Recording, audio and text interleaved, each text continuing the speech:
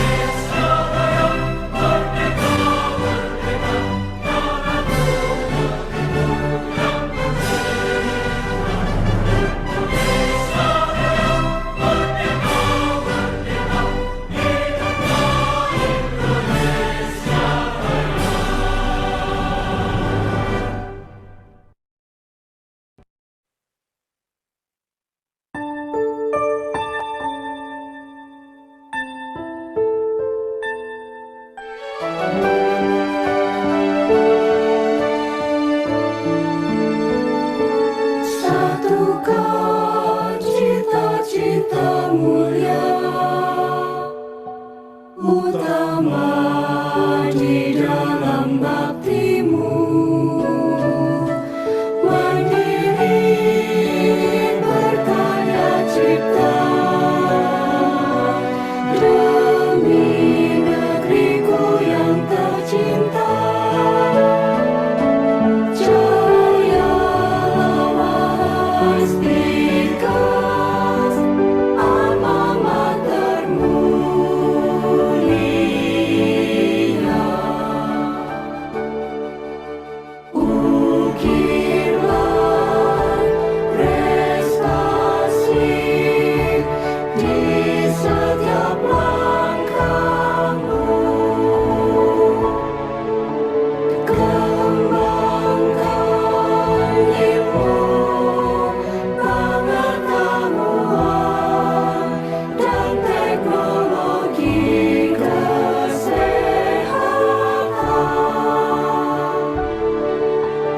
Bersama untuk bertekad wujudkan kualitas sumber daya manusia. Stika,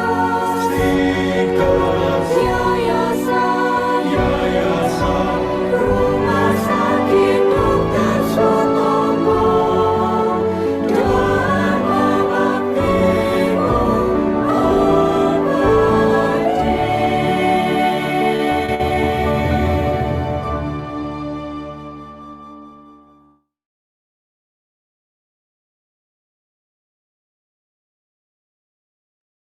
Baik, terima kasih. Itulah persembahan lagu Indonesia Raya dan juga Himnastika Yayasan Rumah Sakit Dr. Sutomo. Terima kasih atas atensi dan partisipasi dari peserta yang hari ini alhamdulillah semakin bertambah, ada 126 peserta. Jadi sebelum saya memulai acara, jadi perkenalkan bahwa penyelenggaraan kegiatan kesempatan kali ini diselenggarakan oleh bidang Litapmas. Jadi kami menyelenggarakan kegiatan selama 1 bulan ini di bulan Oktober ya. Jadi setiap hari Sabtu jam 10 kami akan menyelenggarakan kegiatan webinar seputar penulisan karya tulis ilmiah. Jadi terus tongkrongin dan pantau terus ya. Kami juga memiliki sosial media di Instagram, juga di YouTube ya. Dan alhamdulillah kami sudah melirik podcast ya, podcast di Kesehatan Rumah Sakit Dr. Sutomo. Mudah-mudahan para peserta bisa mengikuti, menyimak ya apa yang kami tampilkan melalui podcast maupun media sosial kami di Kesehatan Rumah Sakit Dr. Sutomo. Jadi ini adalah minggu pertama kami untuk menyelenggarakan webinar ini. Nanti di tanggal 14, 21, dan 28 kami akan juga menyelenggarakan kegiatan webinar ya, tentu yang mendukung kegiatan akademik, kegiatan penelitian mahasiswa sehingga bisa menunjang minat mahasiswa untuk terus belajar, mengembangkan diri, berusaha untuk meningkatkan kapasitas dirinya sehingga bisa memaksimalkan. Jadi terima kasih yang sudah berpartisipasi bersama kami. Sebelum memulai, saya halo dulu dengan narasumber kita. Selamat pagi, Bu Sute. Assalamualaikum. Waalaikumsalam. Pagi Pak Muhadi. Ini saya senang ini soalnya perdana udah di studio baru Tikas. Iya, Studio oke, barunya Tikas. baik. Sehat ya, Bu Sute. Sekarang lagi di studio ya? Iya, Iya, lagi di studio ini. backgroundnya ya nampak sekali background podcast Tikes ya, Bu. Iya. Iya, baik, Bu Sute, apa kita bisa memulai ya? Siap. Jadi Bisa, sebelum Bu Sute membawakan materinya pada kesempatan hari ini, saya akan memperkenalkan profil beliau ya. Co-host bisa, oke. Jadi akan saya sedikit memperkenalkan beliau.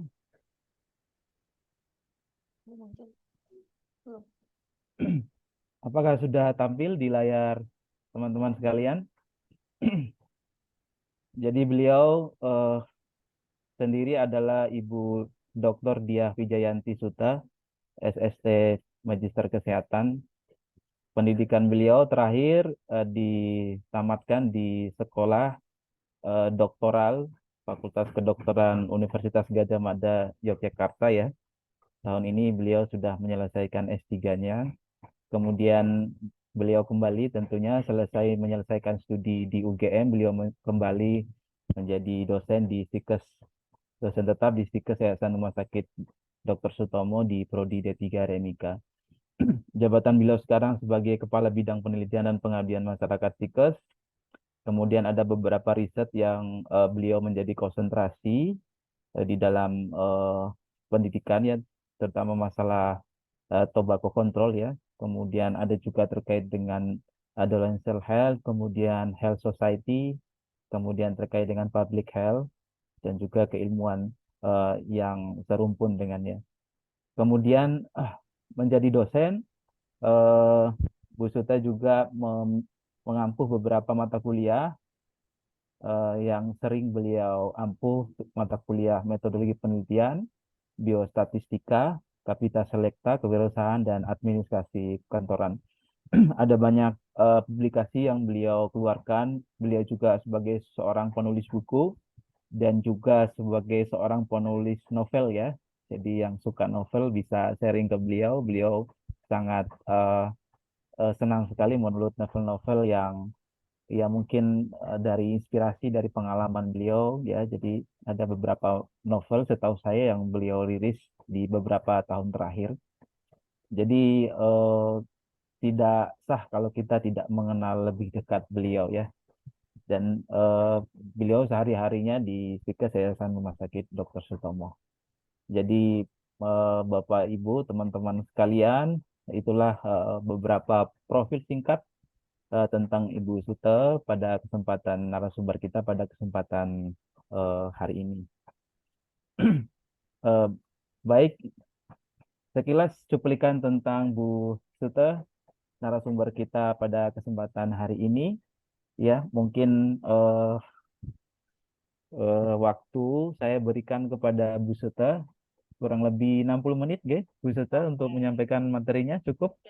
Siap, cukup, insya Allah. Cukup ya? Oke. Cukup. Ya. Baik, langsung aja saya berikan kesempatan kepada Bu Sute untuk memberikan materinya dengan judul peran artificial intelligence dalam penulisan ilmiah ya. Kepada Bu Sute, waktu dan tempat kami persilakan. Monggo Bu. Terima kasih Pak Muhadi. Assalamualaikum warahmatullahi wabarakatuh semuanya. Salam. Ya, alhamdulillah pagi hari ini begitu ya, hari Sabtu kita ya, kenapa kok kita namakan produktif, karena biasanya Sabtu kita nggak mau lah berurusan sama laptop. Ternyata alhamdulillah ini udah 100 lebih Sivitas Akademi begitu ya, baik dari Stikes dan luar Stikes juga udah bergabung gitu satu-satu, yang harusnya men-charge energi untuk istirahat untuk besok hari Senin, ternyata kita bisa bertemu secara online untuk berbagi ilmu bersama begitu. Nah, sebenarnya konsepnya adalah ini diskusi Bapak dan Ibu sekalian dan adik-adik dan teman-teman sejawat sekalian yang ada di sini begitu ya.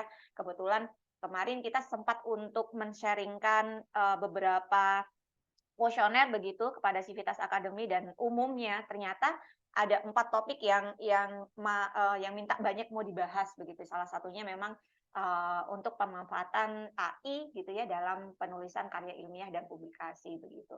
Karena kita nggak menampik kemungkinan kita sudah ada di era yang memang semuanya serba digitalisasi, sudah semuanya sudah tidak lepas dari internet, tidak lepas dari smartphone, tidak lepas dari yang namanya koneksi sistem begitu ya. Jadi kita sudah benar-benar berada di revolusi industri 4.0 dan society 5.0. Jadi tidak boleh yang namanya buta akan teknologi begitu.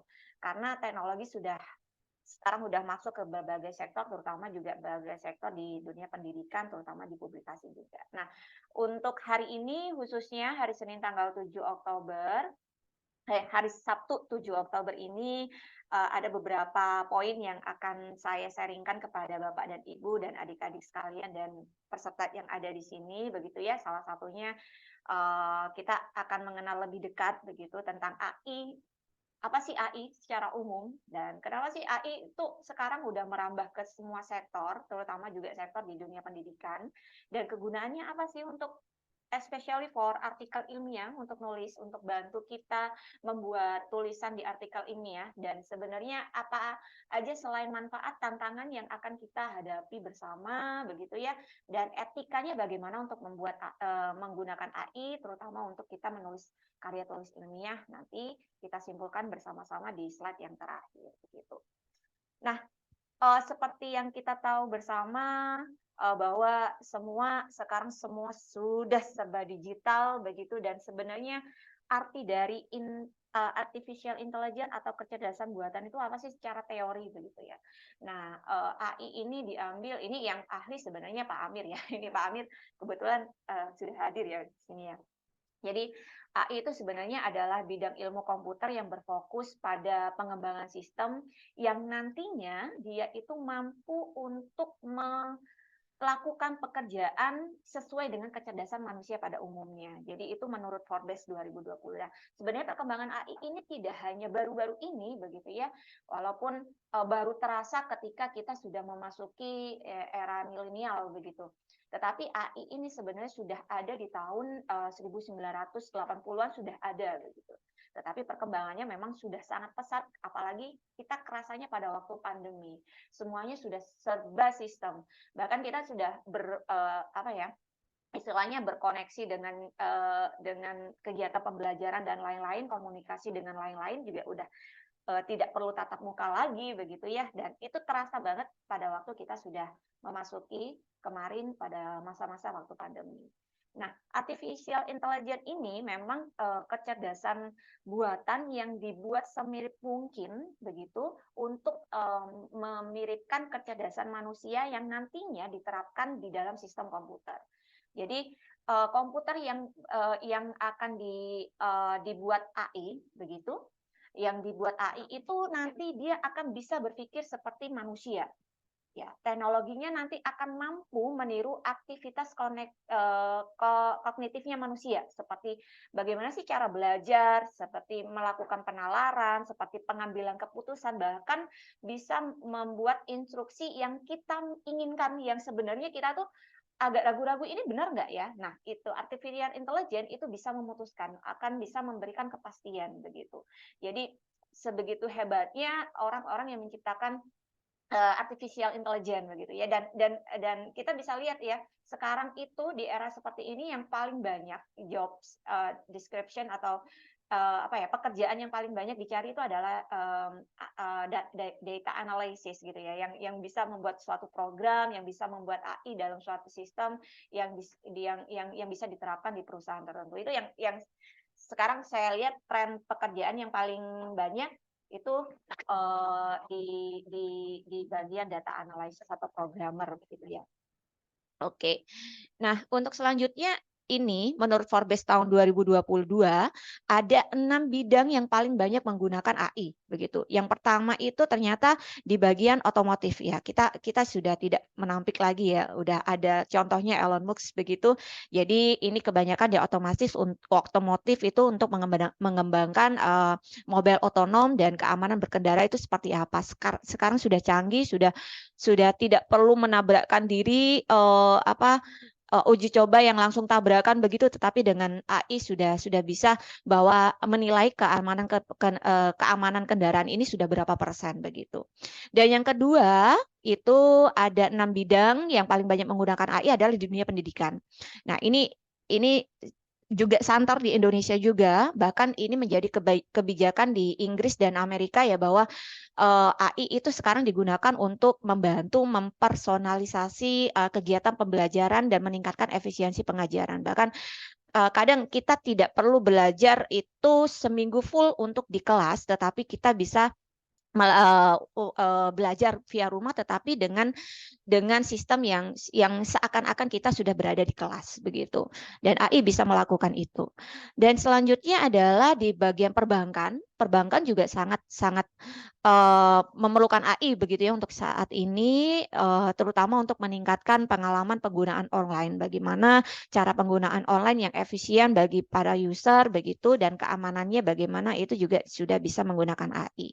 Nah, selain itu ada di dunia kesehatan, terutama di kedokteran juga saat ini bahkan ada beberapa AI yang dirancang untuk memberikan resep obat begitu, untuk memprediksi hasil operasi ini keberhasilannya berapa persen, untuk mendiagnosis penyakit bahkan sudah ada AI yang dibuat untuk khusus di dunia kesehatan tersebut.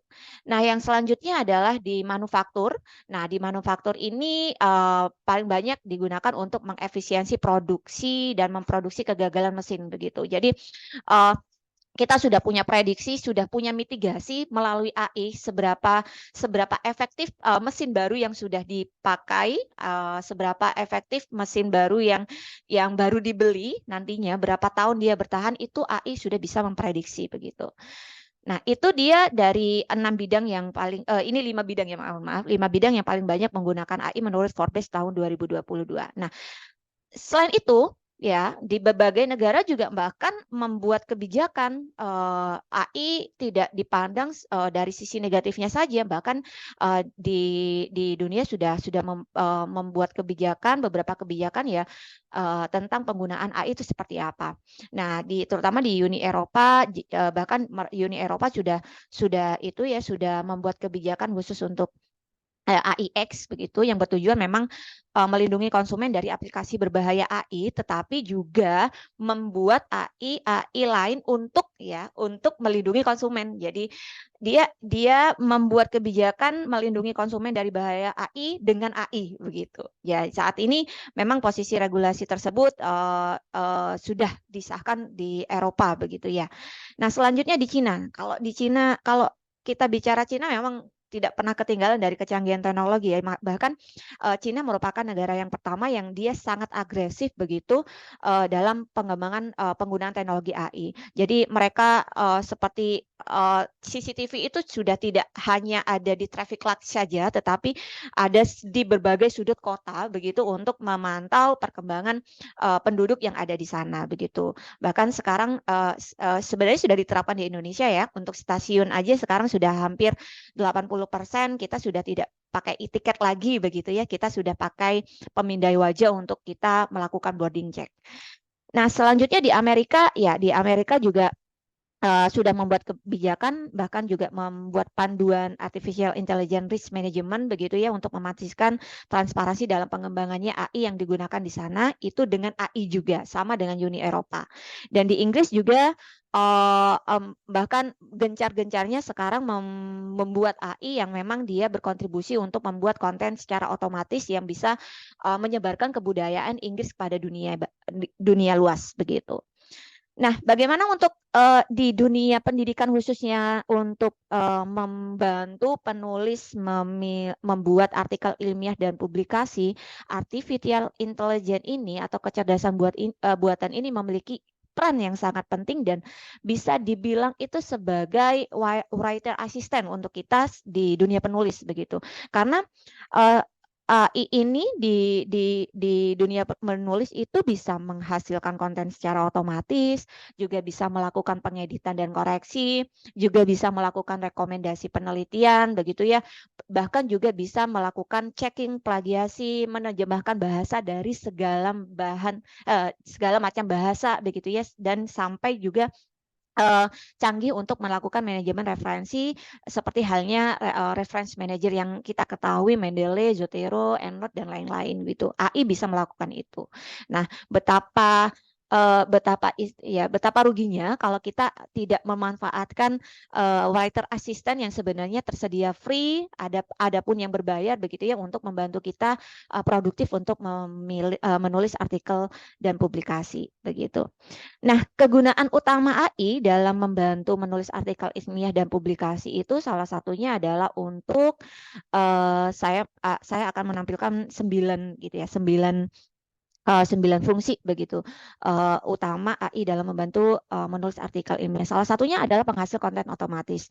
Nah, karena ada AI yang dia bisa ditanyai ya bisa kita bisa curhat di situ, kita mau ngapain sih, kita ini mau kira-kira kalau kita punya ide ini bagusnya kita mulai dari mana sih, itu kita bisa dengan menggunakan AI. Salah satunya saya rasa student yang ada di sini dan Bapak dan Ibu sekalian sudah tidak asing dengan namanya ChatGPT ya, walaupun nanti kita akan bahas satu-satu begitu ya, walaupun setiap AI yang ada yang bisa kita gunakan sebagai writer assistant kita itu punya kelemahan masing-masing begitu. Jadi AI dalam menulis artikel ilmiah juga bisa sebagai penghasil konten otomatis begitu. Selanjutnya kegunaannya bisa menjadi pengeditan dan koreksi. Kita struggle kita kan sebenarnya kalau umpamanya kita menulis publikasi ilmiah, biasanya mahasiswa langsung kopas begitu ya dari naskah KTI, dari naskah skripsi gitu langsung kopas aja untuk dibuat manuskrip gitu ya. Tetapi nanti dampaknya adalah bisa saja terjadi self plagiasi begitu, karena nanti KTI dan skripsi kita itu pasti akan diterbitkan di repositori. Ketika nanti diterbitkan dalam manuskrip juga, itu otomatis akan banyak angka plagiasinya begitu. Walaupun yang diplagiasi adalah naskah kita sendiri. Nah, tantangannya adalah kita harus memparafrase itu. Nah, AI bisa membantu kita memparafrase atau melakukan pengeditan dan koreksi tata bahasa. Sebegitu canggihnya teman-teman. Jadi ini nanti kita akan praktekkan satu-satu ya. Tetapi tidak banyak karena waktunya tidak lama juga ya. Selain pengeditan dan koreksi, kita AI juga bisa membantu kita untuk merekomendasi penelitian. Membuat rekomendasi penelitian. Kita punya prompt gitu ya. Kita sebenarnya mau melakukan ini, tetapi variabel yang cocok untuk kita teliti itu apa ya? Nah, itu AI bisa memberikan rekomendasi begitu. Oh, ternyata yang lagi current isunya adalah variabel ini cocoknya untuk diteliti dengan variabel ini. AI bisa melakukan itu. Nah, dan AI juga bisa melakukan menelusur rekomendasi referensi-referensi yang terkait dengan topik atau ide yang akan kita ambil, teman-teman. Selain itu juga AI juga bisa melakukan pengklasifikasian isi. Jadi pengklasifikasian isi itu kita bisa dibantu begitu ya merumuskan resume yang kita punya, manuskrip yang kita punya kita juga bisa dibantu untuk membuatkan abstrak. Kita dibantu untuk bisa mengidentifikasi kata kunci yang nantinya bisa kita tampilkan dan bisa membantu untuk meningkatkan H-index artikel kita begitu. Jadi AI bisa melakukan itu. AI bisa membantu kita merumuskan ini cocoknya manuskrip yang seperti ini itu keywordnya adalah yang cocok adalah ini karena penelusurannya yang paling banyak ini. Manuskrip ini cocoknya abstraknya dengan maksimal kata 300 itu adalah dengan deskripsi seperti ini. Jadi AI bisa membantu pengklasifikasian isi seperti itu. Dan selanjutnya AI juga bisa menggenerasi grafik dan visualisasi. Artinya di sini kita kan kalau mau terbitkan jurnal di publikasi kita kan harus ikut template yang ada sesuai gaya selingkung jurnal tersebut dan AI bisa melakukan itu gitu. Jadi tinggal manuskrip yang dengan tata bahasa yang secara umum, template umum, kita masukkan template yang sesuai jurnal, kita generate dengan AI, otomatis nanti akan mengikuti gaya selingkung jurnal yang akan kita tuju begitu. Jadi AI yang selanjutnya yang biasa dikenal ada Genercraft ini bisa menggenerasi grafik atau visualisasi sesuai dengan gaya selingkung jurnal yang kita tuju begitu. Nah, selanjutnya analisis data gitu, Paito. Nah, ini yang menjadi momok mana siswa skripsi dan KTI ya, biasanya nggak pada mau ya, yang terutama yang KTI. Bu, saya nggak mau ke statistika, masuk ke statistika yang sifatnya mengambil kesimpulan karena saya nggak tahu uji pengaruh, uji hubungan dan uji yang lain begitu ya, maunya cuma deskriptif doang terutama untuk yang KTI. Nah, analisis data untuk AI ada gitu ya untuk membantu kita menggenerasi kalau mau menguji hubungan A dan X dan Y ini kira-kira uji hubungan yang tepat itu apa dan caranya bagaimana, itu AI bisa bantu ya, tetapi nanti pasti ada kekurangan dan kelebihannya masing-masing ya, dan kejelian teori umum dasar dari peneliti itu juga sangat diperlukan begitu. Oke, selanjutnya AI juga bisa mendeteksi plagiat. Begitu. Selain bisa membantu kita memparafrase, AI juga mendeteksi plagiatismenya kita, manuskrip kita yang sebelum kita publikasi pastinya kita cek dulu plagiarismenya, similarity-nya seberapa persen sih, begitu ya, kemiripan kita dengan naskah yang sudah terbit sebelumnya, begitu. Itu juga AI bisa membantu, begitu ya. Dan setelah kita tahu skornya, ingin diturunkan, AI juga bisa akan membantu untuk memparafrase naskah yang kita punya.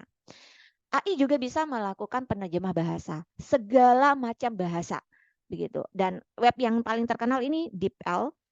Ini pasti dosen-dosen dan mahasiswa sudah pasti tahu ya. Jadi kalau bisa dibilang Google terjemahan sudah kalah canggih dengan DeepL gitu ya. Karena di penterjemah bahasa DeepL ini AI-nya itu sudah tidak hanya per kalimat, per paragraf saja, tetapi sudah bisa menerjemahkan naskah secara umumnya seperti apa begitu. Full umum, tanpa ada batas itu, tanpa ada batas halaman bahkan. Ya, bahkan untuk menerjemahkan e-book pun juga bisa. Walaupun nanti kita juga dibutuhkan ketelitian untuk membaca ulang hasilnya begitu ya.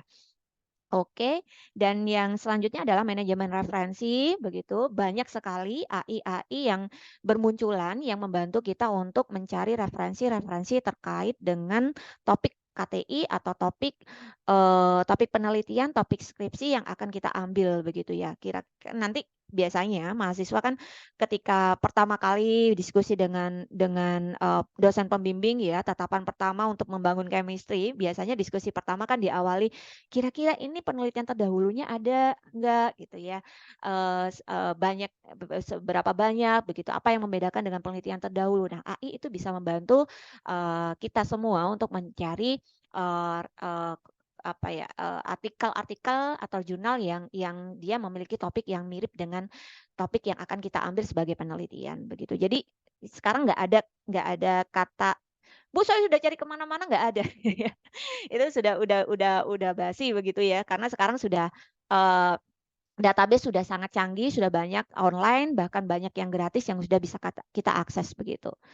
Oke, nah setelah kita tahu berbagai macam AI yang bisa kita gunakan sebagai writer assistant, kita juga akan tahu, kita juga akan melihat sekilas begitu ya, tantangan menulis artikel ilmiah itu sebenarnya apa saja sih, walaupun ini kalau dijabarkan banyak akan bisa jadi novel begitu ya. Tetapi saya memilih biasanya 4 kendala yang biasanya sangat sering ditemui oleh penulis begitu, baik penulis pemula ataupun senior begitu. 4 tantangan ini tidak pernah luput begitu, dan saya juga menampilkan beberapa referensinya begitu yang menyatakan bahwa oh ternyata memang tantangan ini sering ditemukan gitu. Yang pertama adalah membuat ide penelitian. Sebenarnya kita sudah punya ide. Kalau kita sudah punya ide, biasanya kita akan struggle untuk merumuskan ini judul yang menarik apa ya gitu ya. Karena kalau judul untuk publikasi karya tulis ilmiah dalam bentuk artikel ilmiah di jurnal itu akan berbeda dengan judul di skripsi atau KTI kita gitu ya. Judul yang publikasi di jurnal atau di website atau artikel ilmiah itu harus lebih menarik atau lebih catching daripada judul yang ada di KTI kita. Kalau KTI kita kan, KTI atau skripsi, naskah penelitian, laporan penelitian itu kan formalitasnya sangat-sangat formal sekali. Misalnya hubungan antara X dan Y, pengaruh antara X dan Y, analisis antara X dan Y. Tetapi kalau umpamanya kita jadikan manuskrip dalam bentuk publikasi itu tidak sekaku itu. Ya, pasti jurnal membuat ketentuan bahwa judul harus dibikin selugas mungkin, se-eye catching mungkin begitu, agar menarik pembaca untuk membaca gitu. Jadi membuat ide penelitian ini sering menjadi tantangan untuk menulis artikel ilmiah begitu ya. Ya KTI juga pun, skripsi juga pun, laporan penelitian juga pun begitu. Kadang kita struggle ini judul yang tepat apa ya kalau dengan kondisi yang seperti ini begitu. Nah, nanti AI bisa membantu teman-teman. Nah, selanjutnya tantangan yang kedua adalah mencari referensi begitu. Yang menurut Carnot ini juga peneliti senior pun juga sangat apa ya, sangat kesulitan gitu ya untuk mencari referensi yang memang terbarukan. Bahkan juga ada beberapa topik penelitian yang membutuhkan referensi-referensi yang tahunnya udah tahun uzur begitu, tahun 20 tahun yang lalu gitu. Bahkan belum ada soft copy-nya, itu bagaimana cara mencarinya itu juga akan menjadi kendala begitu. Ya kadang ada penelitian yang tidak harus membutuhkan penelitian lama, bahkan dia membutuhkan penelitian yang terdahulu, yang bahkan pertama kali penelitian ini dilakukan itu hasilnya seperti apa sih. Nah, untuk mencari referensi itu juga banyak struggle yang dialami oleh para penulis, dan itu juga bisa nanti kita dibantu dengan AI untuk mencari. Yang selanjutnya, tantangan menulis artikel ilmiah adalah memparafrase. Nah, ini juga saya penyakit saya juga ya kalau menulis untuk parafrase, karena cenderung kita kan kalau umpamanya mensitasi, mengkutip gitu ya, kutip dengan hasil penelitian orang lain cenderung sama gitu ya kalimatnya. Tetapi itu kalau seandainya kita tidak memparafrase itu akan otomatis akan indeks plagiasi dan similarity-nya akan tinggi begitu. Nah, di sini parafrase ini sangat dibutuhkan. AI itu akan bisa membantu kita untuk membantu parafrase.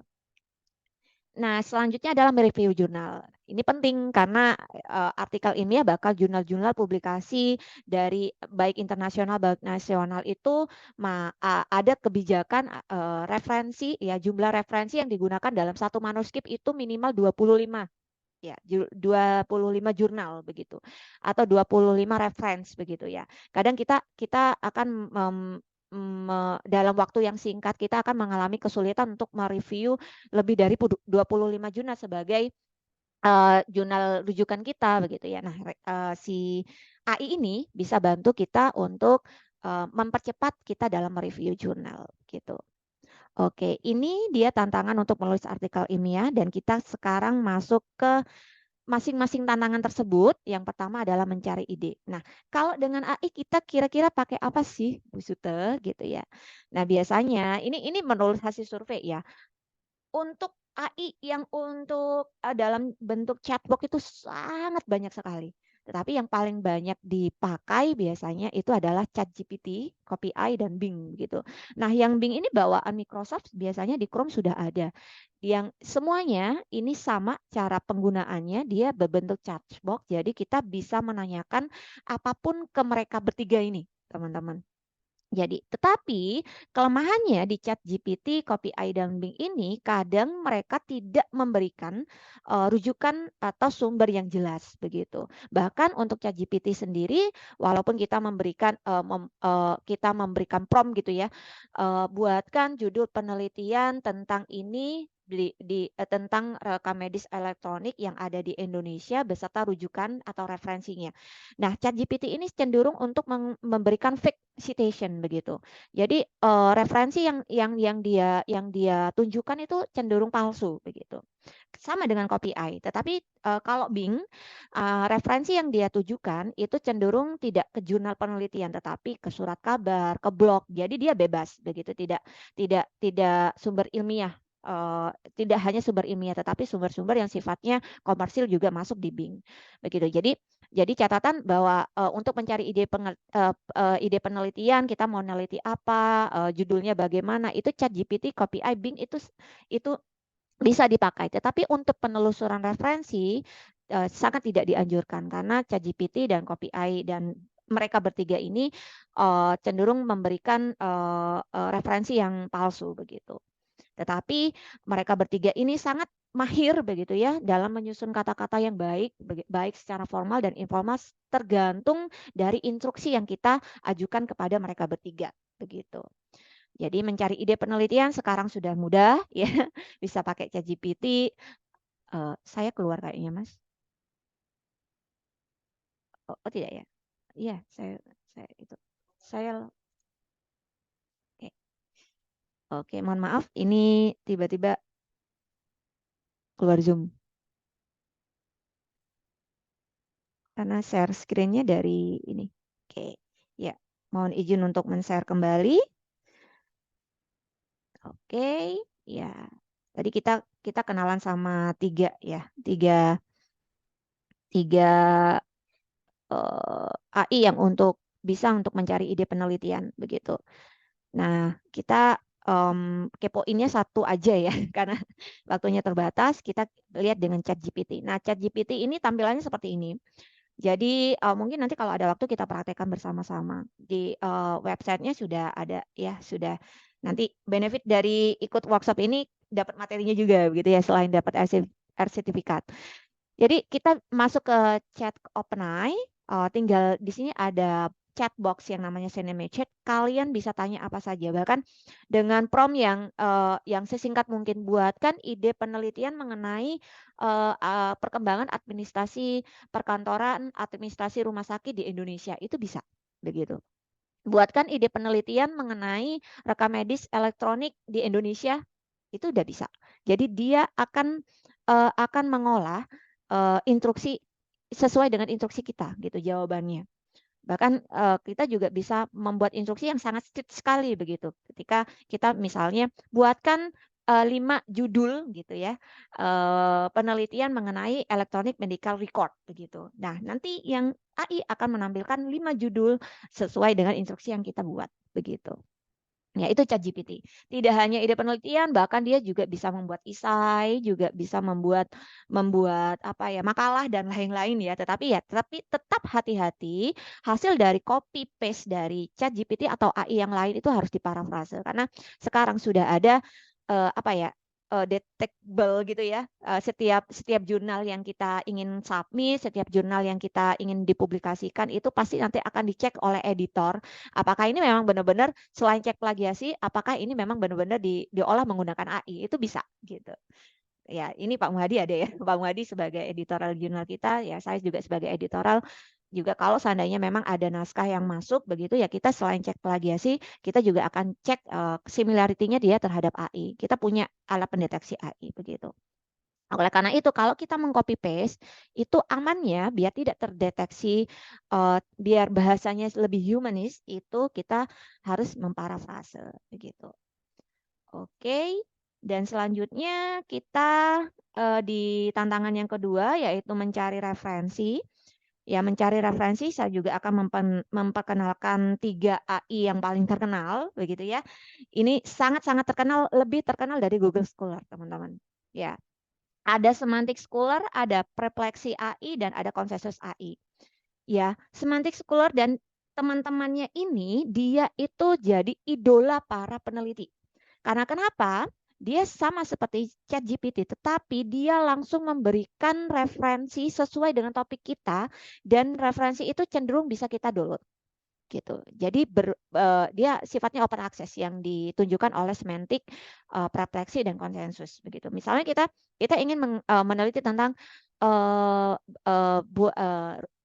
carikan referensi mengenai electronic medical record di Indonesia begitu. Dia akan membuat dia akan tampil begitu ya beberapa list penelitian yang sudah terbit begitu ya dari tahun awal sampai tahun yang terbaru, dan itu bisa kita akses langsung. Dan cenderung yang tampil di Semantic, Perplexity, dan Consensus ini adalah naskah-naskah yang sifatnya open access. Artinya bisa kita download dan bisa kita unduh naskahnya. Gitu. Dan untuk Semantic dan Perplexity, Consensus AI ini memang yang menciptakan semuanya itu adalah peneliti. Jadi dia itu menciptakan tiga AI ini untuk mendukung peneliti-peneliti yang lain gitu. Makanya penemu ini nih sekarang sangat sangat diidolakan oleh peneliti dan penulis-penulis ilmiah lainnya karena sangat membantu begitu ya. Ya, jadi nanti bisa dicoba Semantic Scholar sama Perplexity dan Consensus AI, betapa hebatnya mereka mencari rujukan yang sesuai dengan topik yang kita mau, teman-teman. Nah, ini yang sebagai contoh untuk yang di Semantic. Ini ya dia seperti database pada umumnya ya. Jadi kita bisa lihat dia ada berapa paper di sini, itu ada 200 juta lebih paper yang ada di sini. Paper yang ilmiah, sifatnya ilmiah, dan dia open access. Ya, jadi nanti kalian tinggal prompt-nya aja, tidak hanya keyword saja, prompt aja, carikan referensi mengenai rekam medik elektronik yang ada di Indonesia. Carikan referensi tentang penelitian elektronik medical record yang ada di Indonesia. Carikan penelitian mengenai evaluasi medical record yang ada di Indonesia, misalnya seperti itu.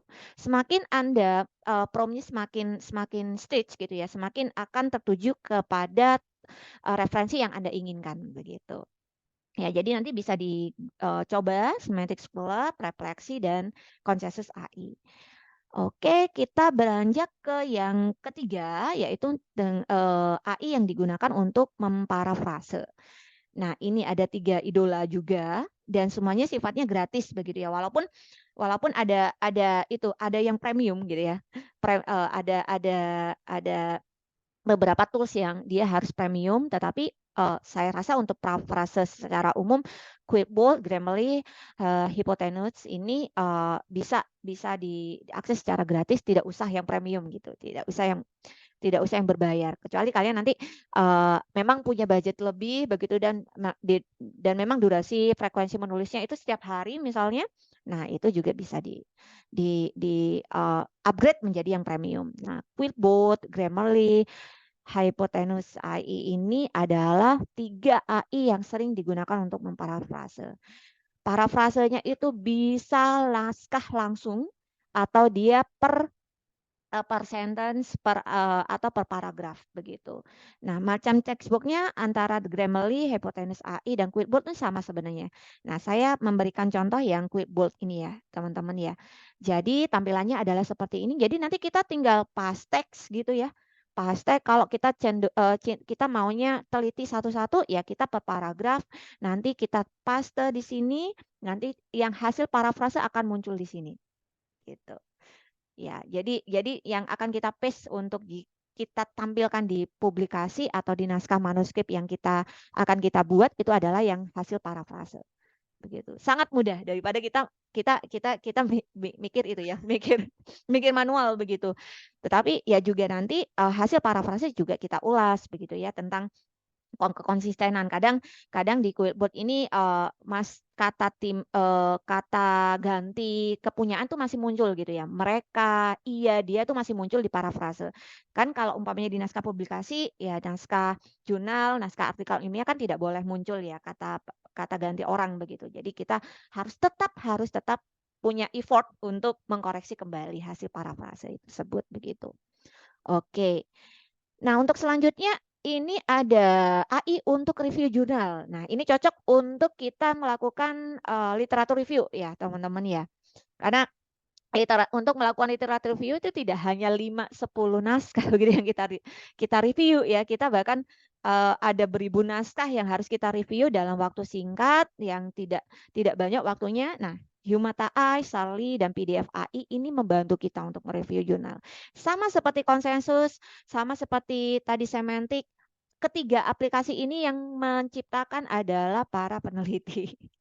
Jadi mereka juga yang Humata, Sarli, dan PDF AI ini, Axe PDF ini udah menjadi idola para peneliti karena dia si AI ini hanya mengunduh dengan PDF. Kita bisa tanya, ini desainnya ini pakai apa sih? Dia akan jawab. Ini latar belakang penelitiannya apa sih? Dia akan menjawab. Referensi yang menunjuk pada hasil yang ini yang mana sih? Dia akan menjawab. Ya, jadi kita tinggal mengunduh aplikasi AI yang ketiga ini sama-sama fungsinya, cara kerjanya sama, yaitu kita mengunduh PDF yang akan kita tanyakan, yang akan kita review, begitu. Nanti kita tinggal melakukan tanya jawab di chatbox yang sudah tersedia. Tampilannya seperti ini, ya. Jadi nanti kita tinggal drag and drop PDF yang akan kita telaah begitu ya. Nah, nanti tinggal diklik Axe PDF-nya ini. Ya, tinggal di Axe PDF. Kalian menanyakan apa aja terkait dengan PDF tersebut tanpa membaca begitu. Tapi memang afdolnya kan kita kalau mereview jurnal kita ya harus baca, tetapi kan ya kadang waktu tidak memungkinkan untuk kita membaca secara teliti begitu. Nah, AI ini bisa bantu begitu. Oke, Humata AI dan ini Sarli dan PDF ini bisa kalian teman-teman semua bisa pakai begitu ya untuk membantu kita, terutama yang memang concern untuk melakukan publikasi di bidang literatur review atau sifatnya juga bahkan yang sistematik begitu. Karena kalau sistematik itu sudah bukan ratusan lagi naskah yang kita tangani, tetapi bisa ribuan gitu ya. Dari satu database aja kita bisa harus ribuan naskah yang harus kita telaah begitu. Oke. Nah, ini bonus ya. Tadi yang untuk kita sudah bahas di DeepL begitu. Nah, DeepL ini kalau Google terjemahan itu, walaupun sekarang Google terjemahan sudah jauh lebih itu ya, kata-katanya udah lebih tertata daripada yang dulu ya, sudah tidak kaku lagi gitu.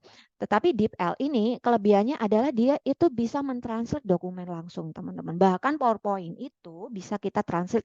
Awalnya PowerPoint itu dalam bentuk bahasa Indonesia, kita bisa menggunakan AI ini, kita tinggal drag and drop di sini, begitu PowerPoint kita nanti otomatisasi akan ditranslatekan ke dalam bahasa Inggris begitu.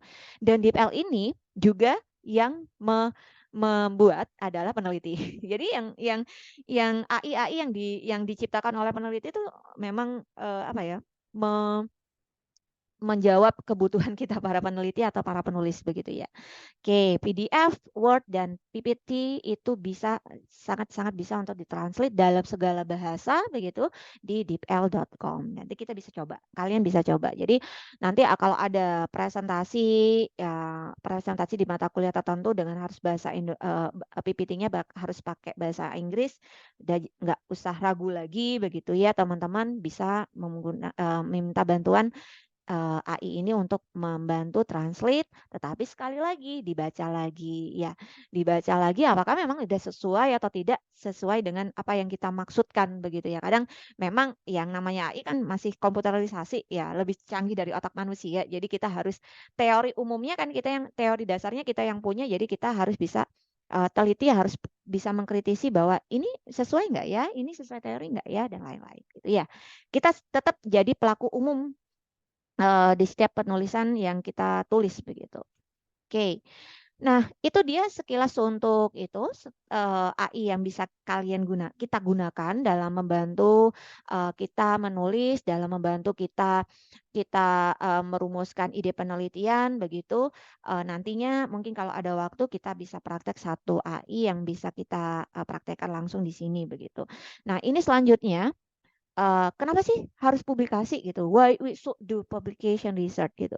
Ya itu selalu jadi pertanyaan di mahasiswa akhir gitu. Karena memang kita sebagai saya juga pernah jadi mahasiswa gitu. Kok diberatkan sih sama publikasi? Publikasi kan bayarnya mahal gitu ya. Belum lagi sekarang sudah strict sekali, setiap jurnal itu syaratnya udah macam-macam gitu ya. Kita harus kompetisi dengan penulis yang lain begitu, dan sekarang jurnal yang reputasinya tinggi sudah harganya tidak main-main lagi gitu. Tetapi kenapa sih kita harus publikasi walaupun kegiatannya itu tidak berupa riset begitu ya. Kegiatannya tuh hanya kegiatan ilmiah yang sifatnya dia hanya sekadar sharing knowledge atau penyuluhan, atau kita lakukan di suasana akademik kita yang di Stikes adalah KKN, PKL, magang begitu ya. Kenapa sih kegiatan-kegiatan ilmiah yang kita lakukan itu baiknya harus dipublikasi? Nah, itu ada dasarnya teman-teman ya. Karena kenapa? Satu, kita dengan publikasi kita itu bisa berbagi ilmu pengetahuan ya. Jadi publikasi ilmiah itu memungkinkan kita sebagai peneliti untuk berbagi pengetahuan dengan temuan yang kita punya itu dengan mereka-mereka yang sejawat dengan kita gitu ya, untuk membantu penyebaran informasi baru yang lebih berguna.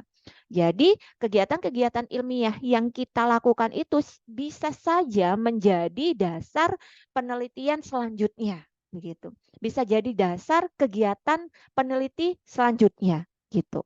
Jadi ya gimana ya, dengan publikasi kan kita sudah bisa menyebarkan informasi gitu ya, bisa menyebarkan informasi secara luas melalui media internet. Jadi apa namanya, dengan publikasi yang sifatnya open access bisa diakses oleh mana saja, tulisan kita bisa dibaca dengan orang lain begitu ya, tentunya bisa membantu kita berbagi ilmu pengetahuan begitu. Oke. Ya, saya punya waktu 10 menit lagi ya. Oke, terima kasih. Untuk selanjutnya, kenapa kita harus publikasi? Kita butuh validasi dan peer review, gitu ya. Jadi publikasi ini memungkinkan kita sebagai peneliti itu sesuai dengan mengevaluasi metodologi data dan temuan kita sesuai dengan kritisi dari peer review yang ahli di bidangnya. Jadi dengan karya tulis ilmiah yang kita publikasikan itu juga akan dapat kritikan gitu ya dari teman sejawat yang ahli di bidang itu tentang metodologi penelitian yang kita pakai itu udah sesuai bukan sih? Nah, itu kan akan menjadi insightful baru buat kita untuk memvalidasi instrumen atau kuesioner yang kita punya. Nah, yang selanjutnya adalah pengembangan ilmu pengetahuan, jelas sekali ya, memberikan kontribusi terhadap kemajuan ilmu pengetahuan secara umum. Nah, dan pastinya ketika kita mempublikasi hasil kita ya, nantinya kita disitasi begitu ya, karya kita disitasi ya, kita bisa berkontribusi untuk mengembangkan ilmu pengetahuan yang ada sesuai dengan kompetensi dan sesuai bidang kita begitu. Nah, selanjutnya rujukan dan pembanding tentunya ya, penelitian kita nanti akan dibandingkan dengan penelitian terdahulu. Ini kok tempatnya sama tetapi kok hasilnya berbeda ya? Apa yang membuat berbeda? Misalnya seperti itu. Ini variabelnya sesama tetapi kok hasilnya bisa berbeda? Itu akan menjadi topik atau diskusi menarik antara peneliti. Begitu. Siapa tahu nanti dari situ bisa berkolaborasi untuk melakukan penelitian bersama. Akses terbuka sama ya, nanti sifat ilmiahnya karena ini bisa diakses, jadi bisa dibaca oleh semua orang dan tentunya bisa menjadi menambah reputasi akademik kita sebagai penulis. Ya, ini para dosen ya, biasanya dosen meneliti atau mempublikasi ya untuk menambah nilai kum selain kita mengejar apa ya, keharusan-keharusan yang lain begitu. Reputasi akademik sebagai peneliti ya kita harus banyak nulis gitu ya, banyak nulis ilmiah begitu.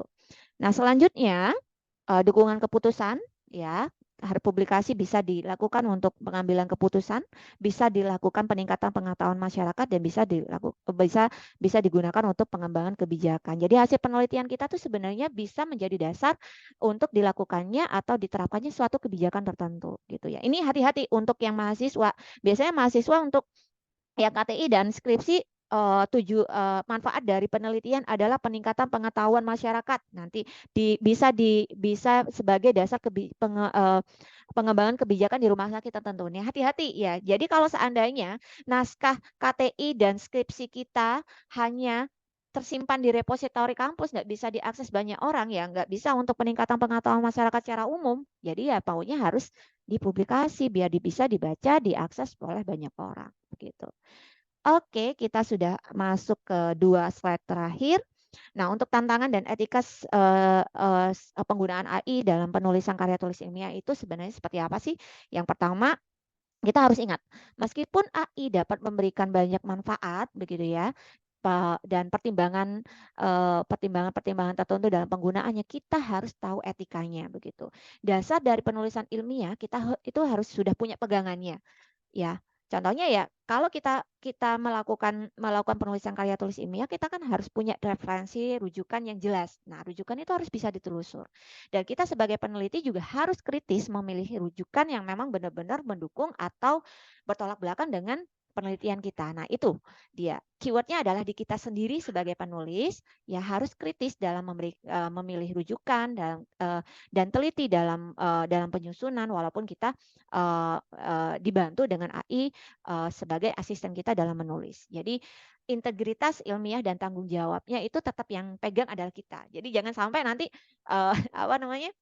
ketika sidang KTI, ketika sidang skripsi gitu ya, ditanya ini rujukan dari mana, itu AI Bu, ya nggak boleh gitu ya. Jadi tetap rujukan ilmiahnya yang harus yang dipertanggungjawabkan adalah yang bisa kita cari, yang bisa kita bisa kita pertanggungjawabkan, telusur dokumennya mana begitu. Oke, nah kesimpulannya adalah ya pemanfaatan kecerdasan buatan dalam penulisan karya tulis ilmiah ini memang sangat-sangat membantu, memang menghemat kita sebagai penulis, meningkatkan kualitas dalam kita menulis dan juga mengurangi kesalahan dalam menulis. Tapi perlu diingat bahwa kita ini adalah aktor utama ketika melakukan penulisan begitu. Jadi tetap hati-hati dan menjaga standar etika penelitian ilmiah pada umumnya. Begitu. Ya, terima kasih. Sekian sharing singkat dari saya.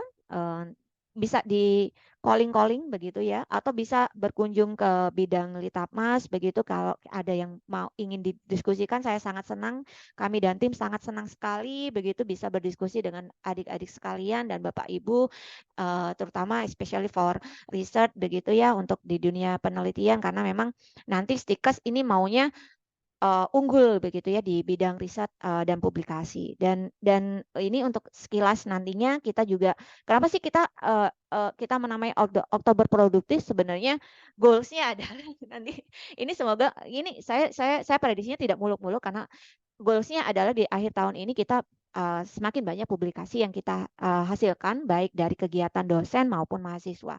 Mahasiswa kan KTI sudah nih, skripsi sudah. Nah, ini kan nanti sekarang ada KKN, ada pengabdian masyarakat, ada magang, ada PBL, itu sebenarnya bisa dijadikan topik-topik untuk publikasi begitu. Nah, ini khususnya nanti di tanggal 21 Oktober dan kegiatan di 14 Oktober ini oleh Bu Dr. Eka Wilda, Bu Dr. Anif dan Pak Muhadi bisa bantu kita gitu ya, membuat insightful. Sebenarnya publikasi kan tidak harus dari penelitian, kalau dari kegiatan pengabdian masyarakat, kegiatan-kegiatan ilmiah lainnya tuh bagaimana sih? Nanti Dr. Wilda, Dr. Anif dan Pak Muhadi akan membantu kita di minggu-minggu cerah lainnya, di Sabtu cerah lainnya gitu ya, di tanggal 14, tanggal 21, tanggal 28. Jadi yang sudah hadir di sini bisa dipantengin terus sosial media dari Stikes Yayasan Rumah Sakit Dr. Slomo, dan grup kita sudah punya grup sharing diskusi ilmiah ya untuk kegiatan di Oktober Produktif ini ya. Saya rasa itu saja dari saya. Saya kembalikan kepada moderator. Silakan Baik, Pak Muhadi. Ya, terima kasih Bu Sute, pencerahannya luar biasa ya. ya, Jadi kita diperkenalkan tentang teknologi kecerdasan buatan ya atau artificial intelligence. Lebih khusus ya, tadi di awal Bu Sute sampaikan di 5 bidang ya sekarang di dunia lagi berkembang ya, ya. perkembangan Benar. penggunaan AI ini ya, terutama di bidang kesehatan ya yang cukup pesat ya berkembang, dan juga di dunia pendidikan juga tidak kalah penting ya Bu Suta Iya, sangat-sangat. diperkenalkan. Ya, sekarang sudah berkembang nih penyusunan tugas akhir mahasiswa untuk penggunaan AI. Ya. Tapi sebelum masuk ke tanya jawab, alangkah baiknya kita melakukan praktek mungkin ya Bu Suta Oke. 15 menit ya. Ya. Jadi penggunaan GPT prakteknya sehingga ada gambaran secara detail bagi teman-teman sekalian ya. Jadi mungkin bisa langsung praktek juga di kalau lagi menggunakan laptop silakan laptopnya dibuka kemudian coba masuk ke chat GPT ya.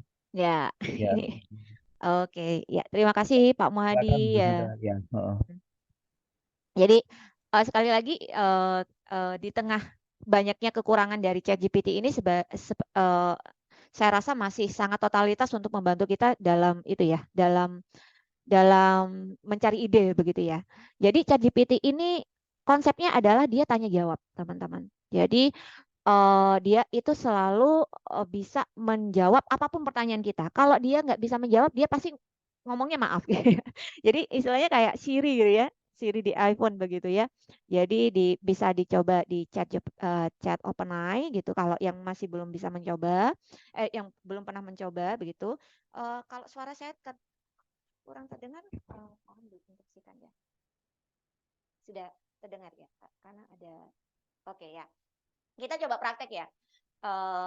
Karena saya di prodi D3 mungkin ya, mungkin saya akan coba sebagai peneliti di D3 saya dalam kondisi yang aduh saya mau neliti apa ya, tetapi saya sudah punya topik penelitian tentang IMR begitu. Ya. Jadi kita tinggal buat prompt aja. Buatkan misalnya kita bilang buatkan judul penelitian mengenai mengenai elektronik medical record yang ada di Indonesia. Misalnya seperti ini. Yang diterapkan di rumah sakit misalnya. Jadi promptnya singkat seperti ini dia juga udah bisa menjawab. Tapi semakin dibuat sangat lengkap, itu AI akan semakin itu juga semakin teliti juga untuk membuat jawaban. Kita tinggal di itu ya. Jadi akan muncul beberapa judul ya, teman. Langsung akan muncul beberapa judul yang bisa kalian pilih begitu ya, sesuai dengan yang kalian mau. Misalnya judul yang pertama dengan prompt buatkan judul penelitian mengenai elektronika medical record yang diterapkan di rumah sakit aja udah langsung muncul. Evaluasi efektivitas misalnya sistem elektronik medical record dalam meningkatkan kualitas pelayanan pasien di rumah sakit X. Apakah ini sesuai gitu ya? Ya kita tinggal pilih begitu teman-teman. Sampai nanti ada pengaruh implementasi elektronik record terhadap produktivitas tenaga medis di rumah sakit XXX. Gitu. Jadi sifatnya ChatGPT ini sangat mudah untuk digunakan dan dia sifatnya hanya tanya jawab begitu. Bahkan tidak hanya untuk mencari ide saja, tetapi ChatGPT juga bisa kita minta tolong untuk buatkan latar belakang, tetapi ya hati-hati ya. Untuk latar belakang ilmiah itu harus ada referensi ilmiahnya, tetapi ChatGPT tidak bisa menunjukkan referensi ilmiahnya. Jadi hati-hati. Ya, ChatGPT hanya bisa membuat susunan kalimat yang baik begitu ya di latar belakang itu seperti apa. Jadi tetap kita harus benar-benar telaah lagi hasil dari ChatGPT ini sehingga kita bisa memparafrase itu begitu. Misalnya buatkan latar belakang tentang kondisi rumah sakit yang ada di Indonesia saat ini yang menggunakan elektronik medical record dan apa saja tantangannya. Itu ChatGPT sudah bisa jawab gitu loh. Langsung ya. Pada masa ini penggunaan elektronik medical record semakin mendominasi dalam upaya meningkatkan efisiensi dan kualitas dan lain-lain begitu ya. Jadi ChatGPT sudah bisa. Tetapi sekali lagi ya latar belakang harus disertai dengan referensi begitu ya teman-teman ya. Kalau umpamanya kalian asal kopas ini nanti ya ditanya nanti yang bicara ini siapa gitu ya. Ya, nanti kalian harus cari referensi yang memang sesuai dengan kalimat ini begitu agar latar belakang kalian kuat dan dikuatkan oleh referensi yang lain. Begitu ya. Namun dalam perjalanannya menuju implementasi rumah sakit di Indonesia juga menghadapi sejumlah tantangan dan lain-lain. Ini juga sudah bisa membuat latar belakang yang bahasanya yang masih enak digunakan teman-teman ya dan nanti sudah ada ini nggak perlu lagi ya di skripsi di KTI latar belakang didahului dengan rumah sakit adalah jadi kita kan sudah dibantu AI nih jadi kita tinggal mengasah parafrase kita gimana hasil AI ini hasil dari AI yang kita pakai ini di parafrase begitu. Oke jadi simpel ya kalian biasa tanya apa saja bahkan tadi contohnya adalah kenapa sih Bu AI nggak bisa nampilin referensi? Sebenarnya AI bisa AI maksud saya ChatGPT bisa menampilkan referensi, tetapi dia fake citation. Artinya ketika saya mau ingin menanyakan gitu kan ya, tunjukkan referensi si penelitian mengenai rekam medis elektronik yang ada di Indonesia. Ya. Jadi, nah dia cenderung itu membuat jawabannya itu adalah dia baiknya kamu ke Google Scholar deh gitu. Baiknya kamu ke Perpustakaan Indonesia deh gitu. Jadi ChatGPT ini nggak bisa menampilkan citasi. Ini sudah upgrade teman-teman. Dulu pas waktu awal-awal tahun 2023 itu ChatGPT ini menampilkan citasi yang dia palsu. Artinya dia bisa menjawab menurut penelitian ini dan ini. Tetapi ketika kita cari di database, di Google Scholar atau database tempat jurnal tersebut timbul gitu muncul itu nggak ada gitu. Jadi hanya dibuat palsu begitu oleh ChatGPT. Jadi ChatGPT sekali lagi tidak bisa dijadikan untuk panduan kita untuk mencari referensi ilmiah ya. bisanya hanya membantu kita menyusun kata-kata, membantu kita untuk membuat ide judul, bantu kita ide penelitian, ya bahkan kita ya carikan ide penelitian mengenai proses administrasi rumah sakit di Indonesia misalnya. Ya, ChatGPT bisa gitu kasih ide-idenya. Nah, ini dia.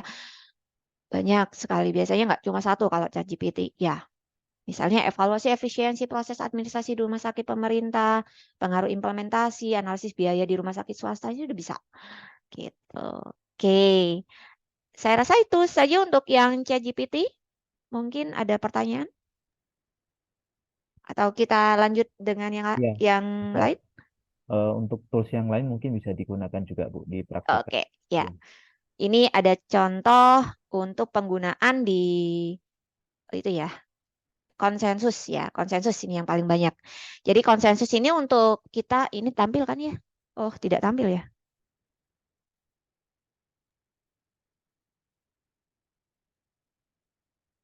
Iya, tadi sudah kayaknya. Ini sudah tampil kah? Ya, sudah Bu. Ya, jadi kita masuk di konsensus.app.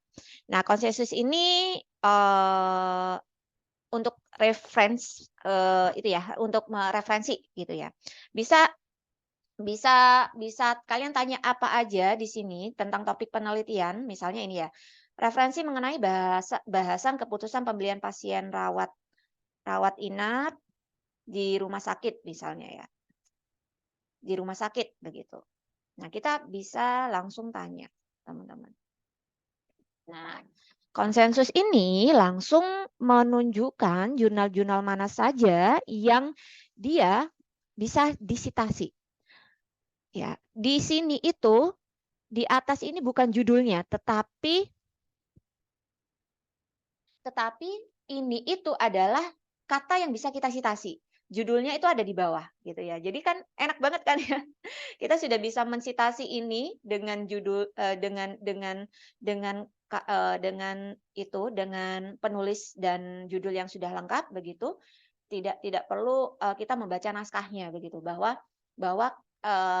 jurnal yang berjudul analisis pengaruh karakteristik rumah tangga modal sampai di 34 provinsi ini, memang di naskah itu ada ngomong berdasarkan hasil analisis diketahui bahwa karakteristik rumah tangga yang terdiri dari pendapatan per kapita dan jumlah anggota tidak berpengaruh signifikan terhadap kemiskinan rumah tangga. Jadi ini itu bisa dijadikan dasar di latar belakang Anda begitu. Tetapi tetap harus diparafrase ya. Nah, itu bisa diklik teman-teman. Kita klik misalnya dan ini sudah ada full tag-nya. Bahkan dia juga di konsensus ini sudah langsung bisa koneksi dengan semantic scholar. Begitu. Full text-nya bisa kita ini not found. Ya. Nah, ini bisa kalau seandainya not found kita bisa cek di semantic scholar gitu ya. Jadi walaupun ini jurnalnya berbahasa Indonesia, nanti juga bisa kalau kita keywordnya dia pakai bahasa Indonesia, findingnya, temuannya itu akan disajikan dalam bentuk bahasa Indonesia. Jadi findingnya ini, temuannya ini, inilah yang bisa kita jadikan dasar citasi atau referensi di manuskrip atau KTI atau skripsi kita begitu. Oke. Nah, finding ini kan kalau kita ngekliknya sama persis begitu ya, sama persis pluk ini, itu kan akan terplagiasi, akan terdeteksi sebagai plagiasi. Makanya kita kan harus parafrase. Ya, parafrase kita move sekarang ke paraphrasing tool, kita pakai Quotable. Nah, jadi tadi hasil yang ini, finding ini bisa kita copy paste di paraphrase tools. Jadi kita tinggal copy paste, kok selamat pagi Pak. Sorry. Ya, oke, copy. Ya, kita langsung di sini, kita langsung paste. Nah, tadi kita langsung paraphrase, teman-teman. Nah, ini akan berbeda. Jadi kalimat yang ada di standar yang sudah kita copy paste di sini itu akan diparafrase begitu ya. Awalnya bunyinya adalah berdasarkan hasil analisis diketahui bahwa karakteristik rumah tangga yang terdiri dari pendapatan per kapita dan jumlah anggota keluarga tidak berpengaruh signifikan terhadap kemiskinan rumah tangga. Nanti dia akan bentar. Ada hang, ya. Nah, ini akan diganti begitu ya kalimatnya dengan berdasarkan hasil analisis, diketahui bahwa karakteristik rumah tangga, yang terdiri dari pendapatan per kapita dan jumlah anggota keluarga, tidak berpengaruh signifikan terhadap kemiskinan rumah tangga. Jadi kalimatnya ini berbeda bentuknya tetapi maknanya sama gitu. Jadi parafrase itu. Jadi nanti hasil dari walaupun kalian nanti pakai yang di judul ini ya, latar belakang ini. Nah, ini latar belakang yang sudah kita lihat ini pada masa kini, misalnya pada masa kini IMR ini. Oke. Kita copy paste di paraphrasing tools misalnya, kita akan paste yang tadi, kita akan paraphrase begitu. Ya, dia akan beda ya kalimatnya. Jadi kalimatnya berbeda tetapi intinya atau maknanya akan tetap sama. Itu paraphrase. Jadi ya, yang ini diawali dengan pada masa kini penggunaan elektronik medical record dan semakin berpotensi dan lain-lain. Di sini untuk meningkatkan efisiensi dan kualitas layanan kesehatan di berbagai rumah sakit Indonesia. Nah, jadi akan berbeda kalimatnya tetapi dia maknanya sama. Tapi ingat, tetap harus dicek lagi hasil parafrasenya ya. Kata untuk kan nggak boleh di depan kalimat nih. Ya, kita harus tetap mengikuti kaidah bahasa Indonesia umumnya. Begitu. Oke, itu dia untuk parafrase. Masih ada waktu Pak Muhadi? Ya, sudah cukup. Oke, ya, Ya. sudah cukup. Ya. Ya. Baik. Terima kasih. Terima kasih Bu Suta atas pencerahannya tadi, luar biasa ya. Kita mendapatkan insight terkait dengan penggunaan artificial intelligence melalui ChatGPT dan parafrase ya. Ya. Rasanya waktu berlalu begitu cepat ya. Saya masih menyimak, sebenarnya masih pengen mendapatkan insight, tapi karena kita dibatasi oleh waktu ya teman-teman sekalian. Jadi kita menuju ke sesi tanya jawab. Untuk sesi Ya. tanya jawab ini saya buka 3 pertanyaan aja. Nanti yang bertanya kami akan memberikan voucher ya, voucher berharga tentunya. Makanya gunakan kesempatan tiga orang ya, gunakan kesempatan siang hari ini untuk bertanya. Silakan raise hand, membuka mikrofonnya, kemudian berikan pertanyaan kepada Bu Suta terkait penggunaan AI. Silakan teman-teman sekalian, ada yang ingin bertanya? Silakan, ada yang Kayaknya udah nggak sabar buat nulis deh. Ya, jadi September udah November sudah 1 manuskrip kayaknya. iya. Iya, buat teman-teman ada Semangat. yang ya mungkin yang nanti di semester depan menyusun KTI skripsi tesis ya mungkin eh, silakan untuk menggunakan kesempatan ini atau sudah terbiasa mahir menggunakan ChatGPT ya Bu Suta ya. Ya, kayaknya udah sih kayak ChatGPT kayaknya mahasiswa udah. Cuman Mungkin kontennya nanti coba mungkin yang AI yang lain. ya cuman kontennya bukan tentang penulisan ilmiah tapi yang lain ya. Iya, konsepnya yang lain. Oke, silakan. Jadi untuk 3 penanya saya berikan kesempatan, monggo. Sepertinya sudah cukup jelas begitu ya. Itu cukup jelas ya. Ya. Ya, jadi catatan juga Pak Muhadi bahwa Heeh. sebenarnya untuk publikasi ini tidak hanya untuk kegiatan penelitian saja gitu ya. Ya. Jadi kegiatan Abdimas, pengabdian masyarakat, kegiatan KKN Anda gitu ya. Nanti Ya. silakan berkolaborasi dengan dosen-dosen masing-masing begitu untuk mempublikasikan kegiatan ilmiah tersebut. Jadi sekarang sudah banyak jurnal yang tidak hanya menerima naskah yang dia hasilnya adalah original research atau artikel yang hasilnya dari penelitian, tetapi dari pengabdian masyarakat, dari kegiatan-kegiatan yang sifatnya pertemuan ilmiah itu bisa dipublikasikan atau di-sharing begitu. Nah, itu juga ada kan nanti di tanggal Sabtu berikutnya akan dibahas oleh Dr. Wilda dan Bu Dr. Anif begitu. Iya, di sini ada Pak Amir. Kebetulan Pak Amir adalah dosen kami di D3 RMIK yang mengajar tentang teknologi ya, teknologi informasi IT ya. Mungkin saya akan berikan kesempatan untuk Pak Amir. Pak Amir, apa memantau untuk memberikan penekanan khusus atau tambahan dari materi hari ini, Pak?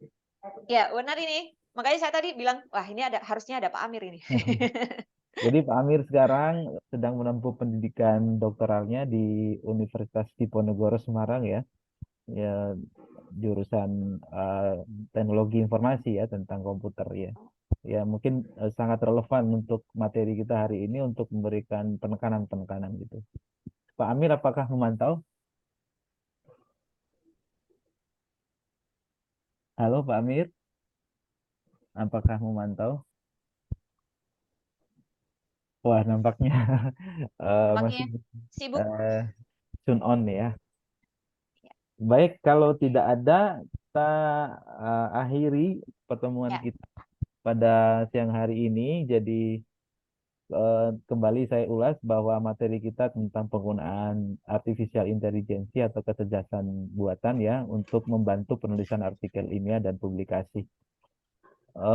Jangan lupa teman-teman sekalian untuk mengikuti kegiatan ini minggu depan. Masih ada tiga materi lagi. Eh, oke, baik.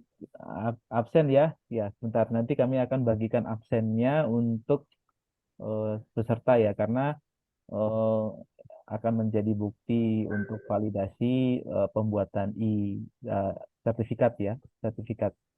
Ya, ini sangat berfungsi buat teman-teman adik-adik untuk mengisi atau menambah kredit poin ya, Bu Suta ya, di SKPI ya. Jadi nanti bisa diklaimkan ya di siakatnya. Nah, sudah tampil oleh host, silakan diisi. Kita beri waktu ya 5 menit untuk mengisi daftar hadir. Ya nanti juga kita akan membagi sertifikatnya untuk kegiatan hari ini. ya. Oke. Di Ada review lagi tambahan? mungkin Sabtu besok kita punya acara lagi, Sabtu lagi kita punya acara lagi, Sabtu lagi kita ada acara lagi. Jadi teman-teman Ya. semuanya ya jangan jangan sungkan nanti untuk tanya. Oh ini ada pertanyaan.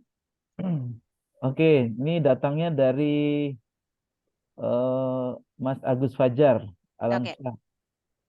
Ini mau tanya Pak, apakah AI itu yang tadi dijelaskan semua tadi ada apa big system yang mempengaruhi Oke. jalannya kerja ya gitu ya. Oke, ya. Kemudian pertanyaan kedua datangnya dari Mbak Ananda Desinta. Izin bertanya Bu Suta, saya Ananda Desinta, mahasiswa Stikes. Apakah di Oke. setiap website tadi harus login dulu atau bisa Ya. langsung digunakan? Soalnya ini tadi saya coba di laptop, harus login dulu Bu. Terima kasih, mohon arahannya. Ada dua pertanyaan. Oke, ya. Silakan. Ya, terima kasih untuk Mas Agus Fajar.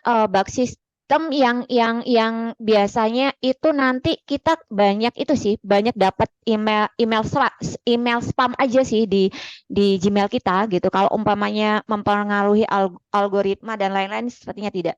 Karena yang tadi yang untuk tiga yang untuk review jurnal, untuk yang satunya lagi yang untuk review, yang satunya untuk mencari referensi yang semantik dan kawan-kawan, dan yang Humata AI dan kawan-kawan itu kan yang bikin peneliti ya. Jadi dia ngerti kayaknya bug system tuh bakal mempengaruhi apa ya kerja yang lain begitu, bakalan banyak spam. Tapi spamnya itu akan banyaknya di email sih.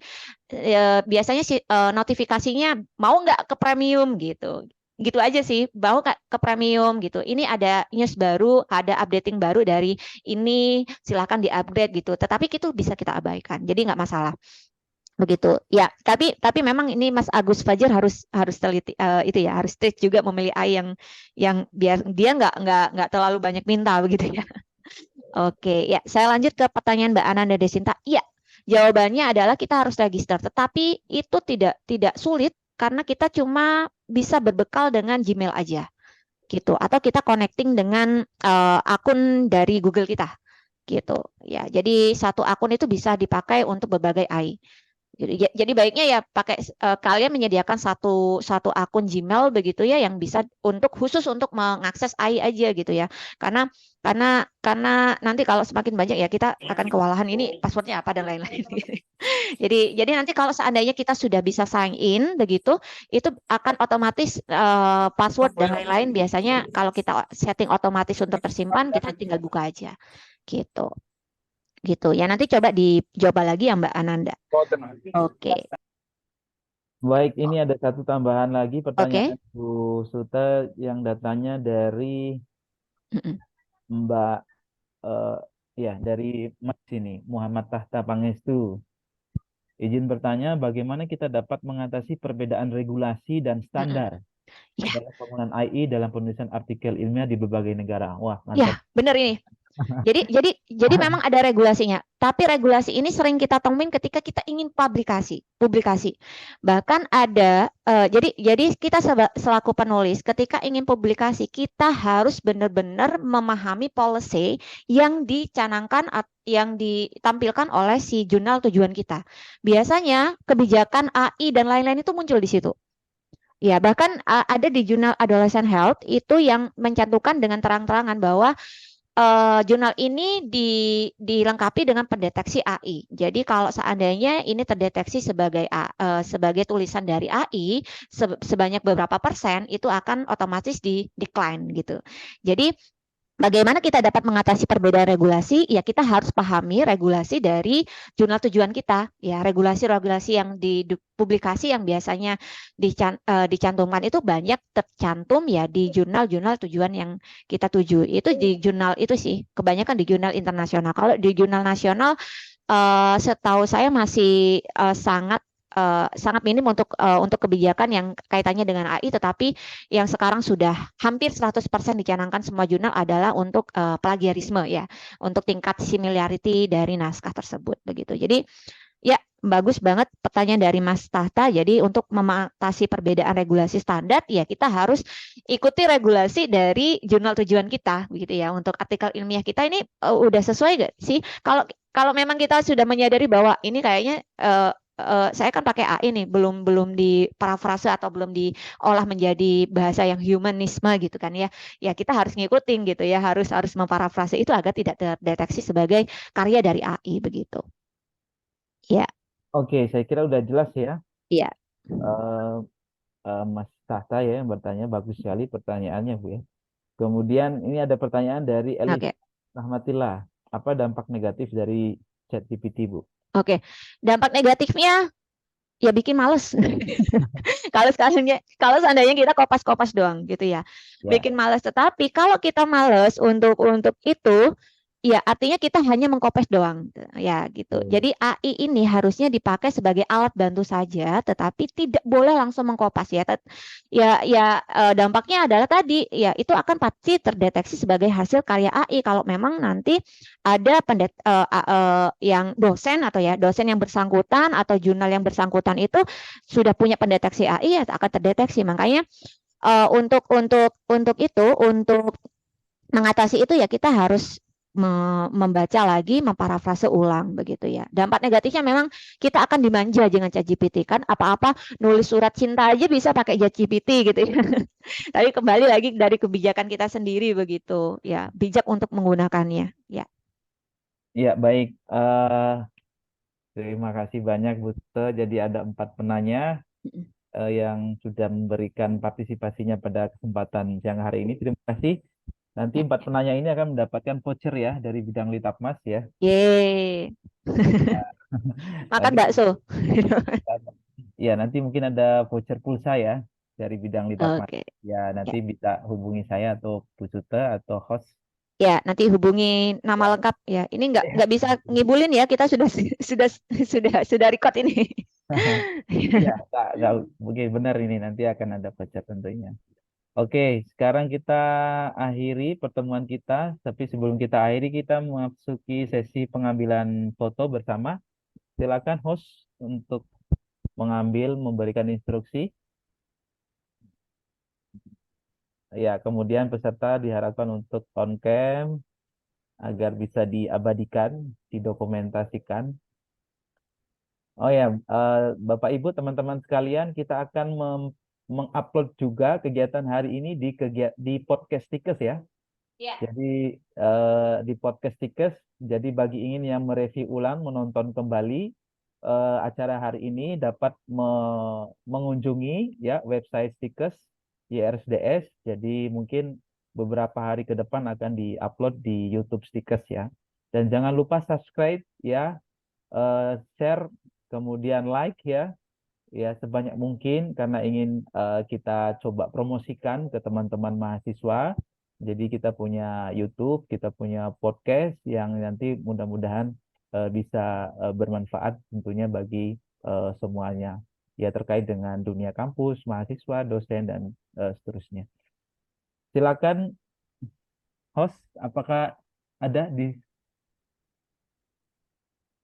Oke. Kalau tidak ada, biar saya yang coba tag Ayo ya. suruh kode deh. Gini. Ya, silakan Saya ya. kode deh. Oke. Oke, on Satu, cam. Kalau masih bisa on cam, silakan di on cam. ya, kita tunggu Ya, oke. biar nanti di YouTube juga jelas ini tampilannya. Nanti Oke. kayak makhluk gaib semua jadinya kalau. Iya. Baik, saya coba tag ya gambar yang pertama. Oke, 1, 2, 3. Untuk slide pertama. Tahan sebentar.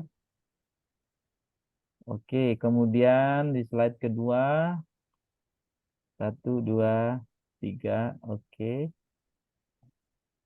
Slide ketiga. Slide ketiga. 1, 2, 3. Oke, sekarang di slide keempat. Oke, kemudian slide kelima. Luar biasa ya. Satu-satu masih banyak yang mau belajar. Iya, slide yang terakhir ini, Bu. Slide ke-6. Iya, suara saya Ya, kurang sudah. keras ya. Ya, ini sudah terang. Oke, terima kasih semua atas Ya, atensi dan partisipasi pada kesempatan siang hari ini. sudah. Jangan lupa pantengin terus kegiatan kami, Stikers ya. Terutama nanti di minggu depan kita ketemu lagi di tema yang berbeda tentunya. Dan terima kasih atas atensinya semua. Sampai ketemu. Saya akhiri kegiatan pada siang hari ini dengan ucapan Alhamdulillahirabbil alamin. Demikian saya pamit mundur diri. Jika ada hal yang kurang berkenan, saya mohon maaf. Assalamualaikum warahmatullahi wabarakatuh. Waalaikumsalam warahmatullahi wabarakatuh. Terima kasih. Terima kasih Bu Suta, Ya, Pak oke. Edi. Sama